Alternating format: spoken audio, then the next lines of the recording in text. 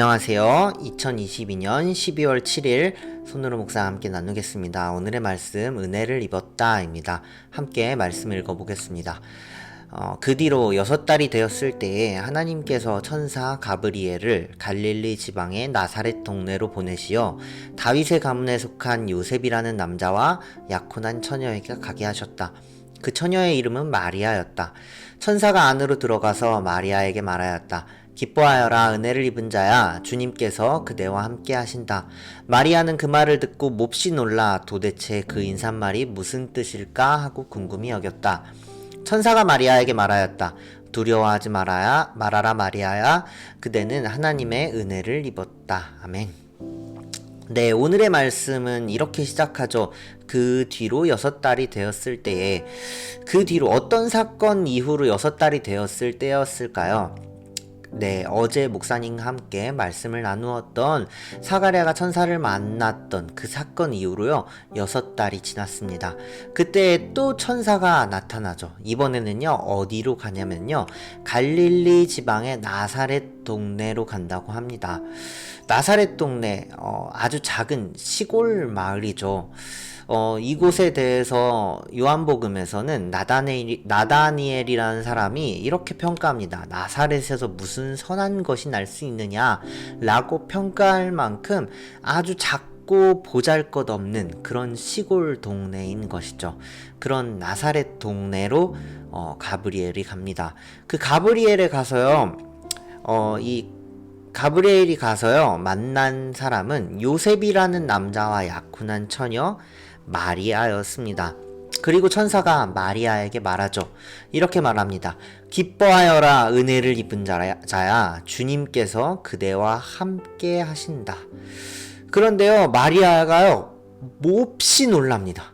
그냥 놀란 것도 아니고요 몹시 놀랍니다. 그런데 그냥 천사를 만나서 천사다 하고서는 깜짝 놀란 게 아니었어요. 그 말을 듣고 몹시 놀랍니다. 여기서 그 말은 무슨 말일까요? 바로 전에 천사가 한 인사말이겠죠. 기뻐하여라, 은혜를 입은 자야, 주님께서 그대와 함께 하신다. 그런데 이 말이 왜 마리아를 놀라게 했을까요? 그것도 몹시 놀라게 했을까요? 그리고 마리아는 놀라면서 한편으로는 궁금해졌습니다. 그 인사말이 무슨 뜻일까 하고 궁금히 여겼죠. 왜냐하면 이런 인사말은요 높은 사람에게나 어울리는 인사말이었습니다. 당시에는요 여자들의 권리가 없던 시대이고 사람을 세는 숫자에도 여자는 세지 않았습니다.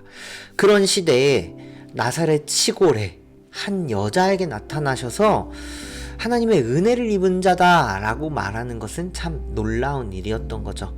마리아는 그렇게 생각했을 것입니다. 나 같은 사람에게 은혜를 입은 자라고 생각했던 것이죠.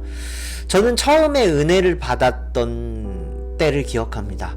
고등학교 2학년 수련회 때였었던 것 같아요. 눈물이 멈추지 않았던 것 같습니다. 나 같은 사람에게 마리아처럼 똑같이 생각했던 것 같아요. 나 같은 사람에게 하나님이 이 땅에 예수님을 보내셔서 십자가를 지게 하셨다니, 나 같은 사람에게 소중하다고 말씀하시고 그 모습 그대로 사랑한다고 말씀하시다니, 그게 너무 크게 다가왔던 것 같아요. 그래서 눈물도 흘리고 회개하고 기도하고 그렇게 했던 것 같습니다. 은혜를 입는다는 것은요 이렇게 몹시 놀라운 일인 것이죠. 여러분도 그런 경험이 있으십니까? 하나님의 사랑이 크게 느껴지고 너무 놀랍고 그래서 감사했던 경험이요. 그렇게 은혜를 받고 나면요 마리아가 궁금해했던 것처럼 하나님이 궁금해지기도 하죠. 그래서 은혜를 받은 후에 이 궁금함 때문에요 교회에서 봉사도 많이 하고 예배도 열심히 드리고 기도도 하고 말씀도 봅니다. 손으로 묵상 영상도 보기도 하고요. 그렇게 은혜를 잘 간직하며 지속하고 계시죠? 사실 그렇지 못할 때가 더 많이 있는 것 같습니다. 그러면 어떻게 하십니까? 다음 수련회 때 저는 그렇게 했던 것 같아요. 주님, 은혜가 떨어졌어요. 은혜를 다시 주세요 라고 그렇게 기도했었던 것 같아요. 30절을 함께 보겠습니다. 천사가 마리아에게 말하였다. 두려워하지 말아라 마리아야. 그대는 하나님의 은혜를 입었다. 아직 결혼하지 않은 마리아가 임신을 했다라는 것은 두려워할 만한 일이었어요. 어떤 처벌이 기다리고 있을 수도 있죠. 당시 율법으로는요, 죽을 수도 있는, 요셉에게는 어떻게 말해야 될까 고민했을 수도 있죠. 요셉이 과연 내 말을 믿어줄까? 파혼 당하지는 않을까? 그런 걱정도 할 수도 있었을 것입니다. 은혜를 받은 그때는요, 은혜를 입은 그때는 무엇이든지 다 할 수 있을 것 같습니다. 말씀대로 잘 살 수 있을 것 같고요. 세상에서 결단한 대로 예수님 잘 따를 수 있을 것 같습니다. 그런데 곧 두려워할 만한 일들이 찾아옵니다. 세상에 마주 서면요. 은혜를 받은 우리가 이때 기억해야 하는 것은요, 우리가 하나님의 은혜를 입었다라는 사실입니다. 여기서 입었다라는 단어는요, 헬라어로 휴리스코라는 단어입니다. 이 뜻을 보면 얻다, 발견하다, 인지하다라는 의미를 가지고 있는데요. 이것처럼요, 은혜는 떨어지면 주님 은혜가 떨어졌어요, 다시 주세요 하면서 채우는 것이 아니라 이미도 항상 우리에게 있는 은혜를 다시 발견하는 것이죠. 우리가 두려울 때도요, 우리가 불평할 때도요, 주님 어디에 계십니까? 혼자인 것 같아요. 이렇게 외로울 때도요, 이미도 은혜는, 이미도 주님은 우리 옆에 있습니다. 그 은혜를 우리는 발견해야 되는 것이죠. 인지해야 되는 것이죠.